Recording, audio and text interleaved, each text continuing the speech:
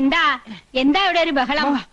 ഇടതുപക്ഷ ജനാധിപത്യ മുന്നണി മികച്ച വിജയം നേടും എന്നാണ് അവസാന ഘട്ടത്തിലും ഞങ്ങളുടെ പ്രതീക്ഷ. ആര് പറയുന്നു? ഞാൻ കേട്ടിട്ടില്ലല്ലോ. അസൂയ കൊണ്ട് പലരും പറയാറില്ല, അതുകൊണ്ട് ഞാൻ സ്വയം പറയുന്നു.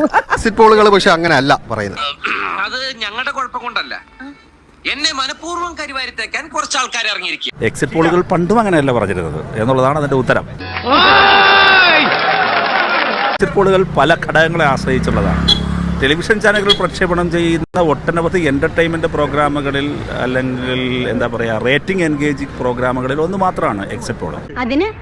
അതിനൊന്നും ഇല്ലേ? അതിനപ്പുറത്ത് വേറൊന്നുമില്ലേ? അതിനകപ്പുറത്ത് എന്ത് ശാസ്ത്രീയതയും എന്ത് ആധികാരികതയുമാണ് അവർക്ക് തന്നെ അവകാശപ്പെടാനാവുക? ഷാജിയേട്ടാ ഇവിടെ 12 മണിയോടുകൂടി ഈ ചിരി കാണും.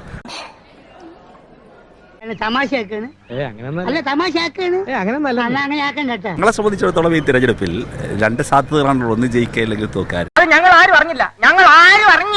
വിജയത്തിൽ മതിമറന്ന് ആഹ്ലാദിക്കാനോ പരാജയപ്പെടുമ്പോൾ അങ്ങേയറ്റ സങ്കടകരമായി അങ്ങ് പതിച്ചു പോകാനോ പാകത്തിലാകാൻ പാടില്ലല്ലോ.